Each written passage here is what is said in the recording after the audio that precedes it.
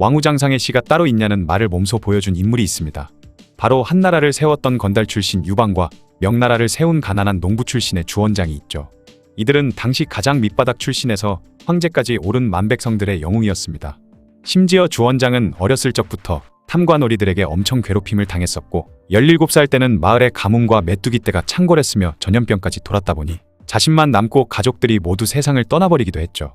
그래서인지 주원장은 관리들의 부정부패를 엄청나게 싫어했으며 황제가 된 이후에도 관료들의 기강을 철저하게 단속했다고 합니다. 그러다 보니 백성들 사이에서는 그를 칭송하는 소리가 울려 퍼졌지만 신하들 사이에서는 그는 최악의 폭군이기도 했죠. 주원장은 일개 백성들이 자신에게 불평 불만을 늘어놓는다 하더라도 많은 사람을 선동하지 않는 한 벌을 주지 않았던 반면 신하들은 자신에게 위협이 될까 싶으면 사소한 걸 트집 잡아 모조리 제거해버렸습니다. 그래서 주원장은 중국 황제들 중 최고의 숙청의 달인이기도 한데요. 오늘은 이 주원장의 숙청에 대한 이야기입니다. 명나라의 3대 공신은 바로 서달, 유기, 이선장이라는 인물들입니다. 한나라로 치자면 서달은 한신, 유기는 장량, 이선장은 소하의 포지션에 있었던 명나라 개국의 가장 중요한 역할을 했던 사람들이죠. 그런데 명나라가 건국되고 나서 서달을 제외한 유기와 이선장도 숙청의 칼날을 피해가지 못했습니다.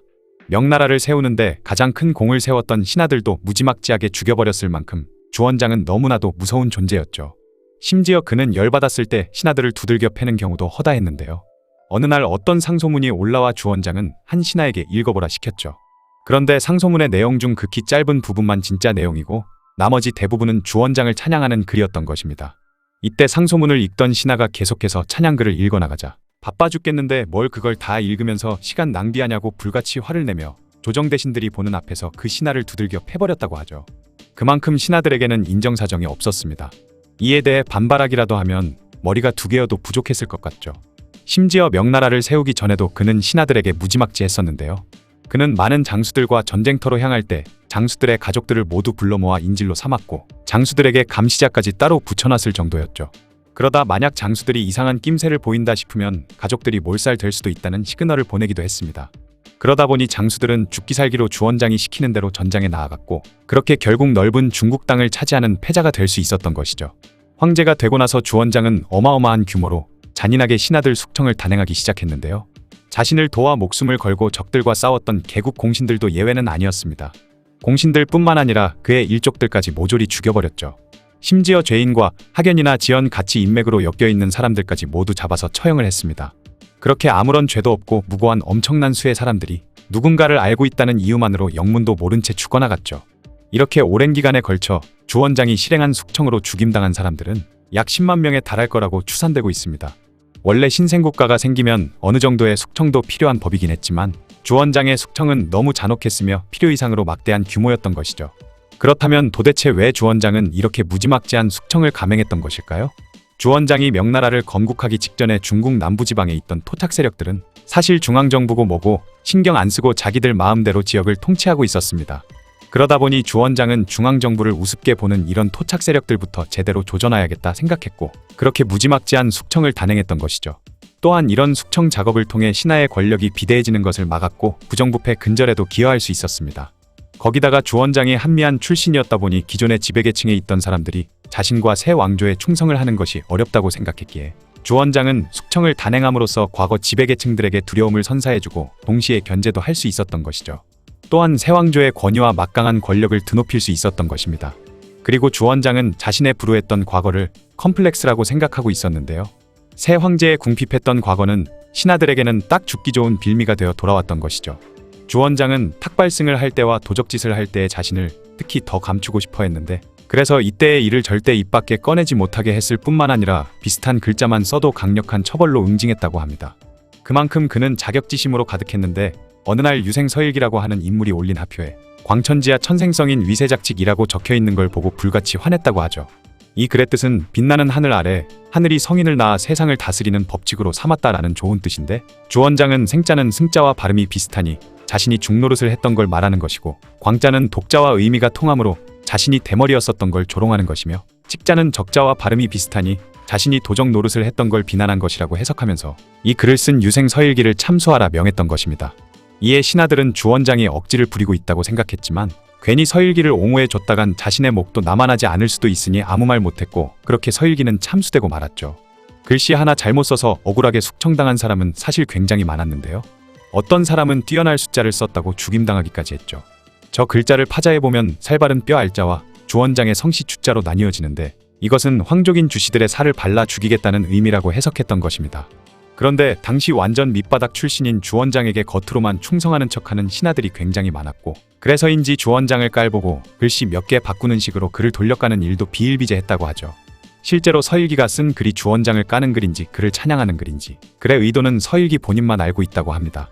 그리고 숙청이 계속될수록 몰래 주원장을 비난하는 글들이 쏟아졌기 때문에 뒤로 갈수록 숙청은 더욱 잦아지고 더욱 잔인해졌으며 이후부터는 무고한 사람들까지 가차없이 죽여버린 것이죠. 그렇게 주원장이 일으킨 대규모 숙청 사건은 크게 호유영의 옥과 남옥의 옥이 있는데 이때 죽은 사람의 수가 조금 과장해서 10만 명이나 되었다는 이야기가 있습니다. 호유영은 좌승상의 직책에 있던 인물인데 호유영의 옥 사건 때 그를 죽여버린 뒤 승상 자리가 비자 이후 주원장은 승상직을 아예 없애버리고 직접 모든 일을 해버렸죠.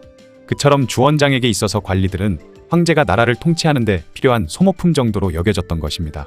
주원장 스스로가 워낙 뛰어난 인물이긴 했었기 때문에 그의 눈에는 신하들의 능력도 아무나 갈아 끼워도 상관없을 만큼 그저 그렇게 비쳤나 보네요. 아무튼 주원장의 숙청은 규모도 어마무시하지만 방법도 굉장히 잔인했습니다. 형벌을 받는 걸 보는 사람들에게도 공포심을 주기 위해 엄청나게 잔혹한 방법을 썼던 것이죠. 다들 잘 아시는 허리를 자르는 요차명과 사지를 찢는 거열형, 그리고 사람의 살을 조금씩 포뜨듯 떠내는 능지처차명은 기본이었습니다.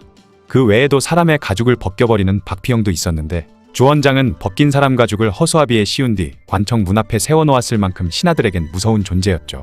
그리고 주원장은 새로운 형벌을 만들기도 했습니다. 그중 하나가 바로 소세라는 형벌인데 이것은 돼지 털을 벗기는 것에서 착안한 것이죠. 일단 죄수의 옷을 모두 벗기고 펄펄 끓는 물을 그에게 수차례 끼얹은 뒤에 철로 만든 빗으로 쓸어서 피부를 벗겨내는 형벌이었습니다. 심지어 뼈가 드러날 때까지 쓸어냈다고 하죠. 그 외에도 무릎 연골을 빼내는 형벌, 내장을 꺼내는 형벌, 독사와 전갈 등에게 물려 죽이게 하는 형벌 등 끔찍하고 잔인한 형벌들이 엄청나게 많았습니다. 또한 형벌을 집행할 때 주원장은 그곳에 나와 형을 직접 주도하기도 하고 굉장히 고통스럽게 죽어가는 죄인의 모습을 눈 하나 깜빡 안 하고 지켜보고 있었다고 하죠.